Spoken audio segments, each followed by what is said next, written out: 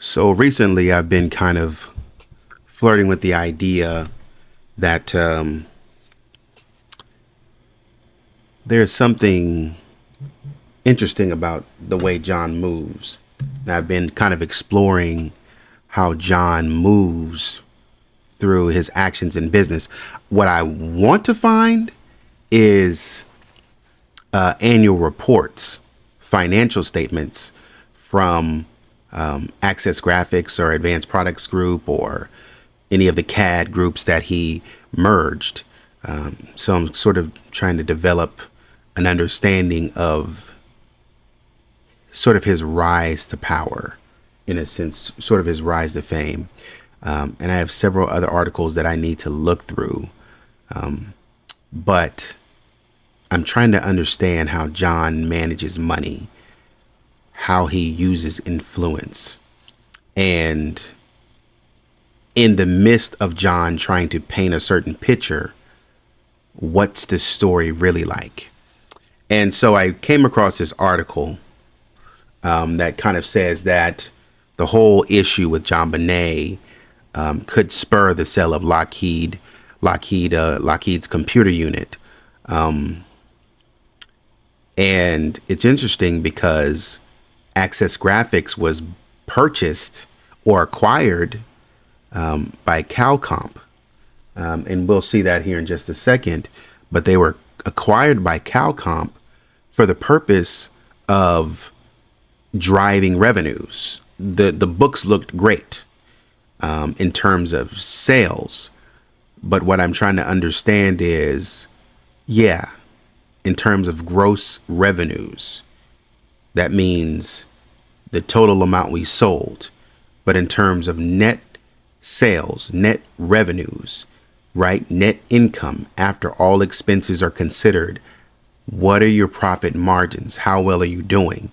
Because I could sell $1 billion, but if the profit margin is razor thin, I don't make any money, right? And so it might look to people like, oh, we surpassed $1 billion. But when I come and ask you, hey, how's this cash flow doing? I can't really say that I'm liquid, because I can tell you that we sold a lot, but I can't tell you that we made a lot. And if I can't tell you that we made a lot, then that motivates decisions for sort of this restriction. If you think about Tesla made a lot of money. I think it was a couple of years ago. I was looking at some of their information, and Tesla made a lot of money, but they were reporting that their net income and their net revenues, their net income was negative, or their earnings per share, I think they were reporting, I think I remember correctly, was negative.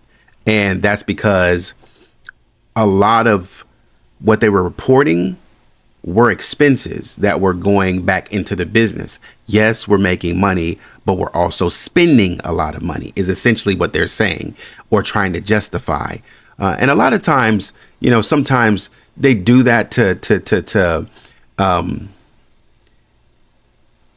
don't want to say hide, but they do that to try to get some sort of tax break, or try to pay less in taxes. So if I can show negatives enough prior to my earnings before my taxes, if I can show that, then hopefully I can get my tax rate down, or I can find a reason to get my tax rate down. Maybe you won't charge me 30%, or however I classify my business as an LLC or a sole proprietorship or a limited liability company, or however, or a nonprofit I've seen more recently. However I classify my business, I'm trying to, and where I file my business is I'm doing that so that I can get tax breaks or keep the most money in my pocket, sort of on the back end. But on the front end, in my financial statements and in official reports, I show you that, hey, I'm not, we're not making any money. That's the reason why you might see top level executives who are billionaires in stock options. However, they report like making 65 grand because they don't want you taking all their money. I remember when I was working for Anyways, I remember some of the practices that were done in certain instances were to protect executives. You would write plans, benefit plans for executives, and there would be if the executive made so much in compensation, there would have to be a tax above any certain amount. So what we would have to do is we would have to spread the amount over several years.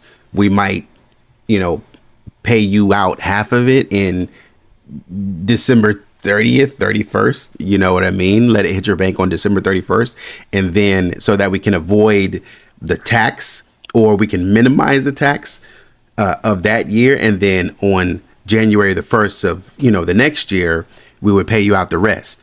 And sometimes you can't avoid it. But what we're trying to do is try to minimize the output of our cash flows to keep more money in our pocket.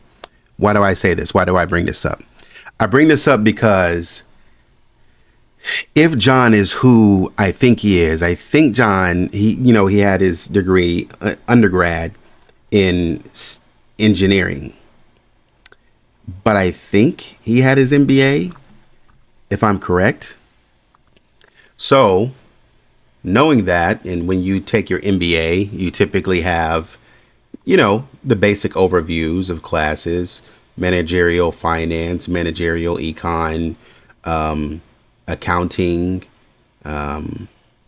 management course, like a Globus course, or a capstone course. You have marketing, things of that nature, and then you can take some electives. So, and I think you have to take a statistics class. You have to take a stats class. Yeah. So John was very aware, and possibly you could take a financial statement analysis class, which would sort of introduce you more in depth to some of the intricacies of the financial statement, and not only looking at financial statements and identifying where in financial statements things are, but again, looking at how some things in the financial statements could be hidden. And so, given the nature of John, I think that it's possible that John becomes aware of how to use those tools to fudge the numbers a little bit. And so, looking at this abstract, it said, reports on the possible implication of Access Graphics president John Ramsey in the unaliving of his daughter, JonBenet, a 6-year-old who was assaulted in Boulder, Colorado, and its impact on Access and Lockheed Martin. Rumors on possible acquisition of Access Graphics by Entercom, and the loss of confidence by customers of Access Graphics. And again, what I'm trying to focus on is, how does John run his business? How does John describe his business? What are the what's the PR that we're receiving versus the truth of what it really is? And the stress that might be centered around John, and what might be making John scramble. And so while he's, again, cool on the surface, there's a lot of scrambling in the background that might lead you to try to cover this up or cover that up. And if you're trying to cover a lot of things up, then that might give us some indication of who you are as an individual during that stressful time. And we're wondering then, how did you get into that situation? Even with, what are the motivations of how you got in the situation with your daughter? Was it a motivated situation, or was it an accident that you tried to cover up? Did it happen by accident? Like, oh man, we just made a mistake, and then this is how we dealt with the mistake?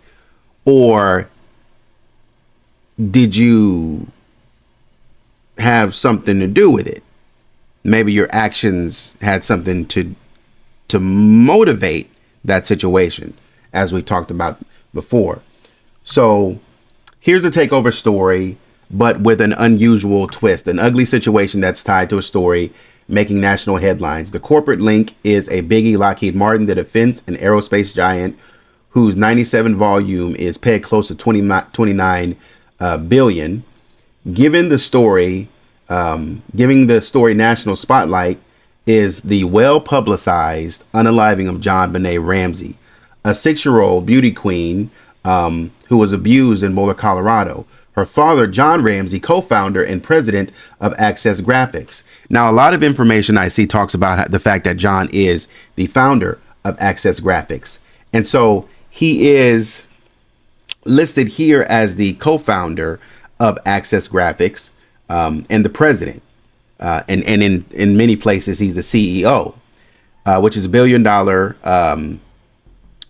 distributor of $1 billion distributor. And he's being hailed as a $1 billion distributor.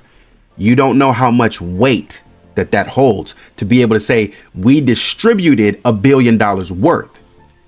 I went to an investors meeting or a startup business meeting, and I was talking to a young lady, man, very intelligent. And she said, one of the three ways, and this kind of blew my mind when she said it. She said, look, one of the ways that there are 3 ways that you try to show value to investors. Number 1, you want to show positive cash flow. Number 1, she said, you can show positive cash flow. You can generate $1 million in sales, right? The second way is you can pull in $1 million in sales, or you can pull in $1 million in equity. Could get it from family, could get a loan, could have other investors involved to show that, hey, this business is valued at $1 million or something like that, so that other investors might be interested. Because if other investors are there before, then new ones might come and say, okay, I believe in this business. But the third way is that you can showcase $1 million worth of value. And it's like, okay, cool. What does that mean? She said you might look at some sort of data that you can kind of showcase that has $1 million worth of value. And I said, very interesting. So what does that have to do with this? If John Ramsey, and I read somewhere, coming from a sales and marketing background or having a central focus in sales and marketing in the sales and marketing division of Access Graphics or Advanced Products Group, which I think he was over or he started, having the background in sales and marketing means that he's more focused in PR and how it looks.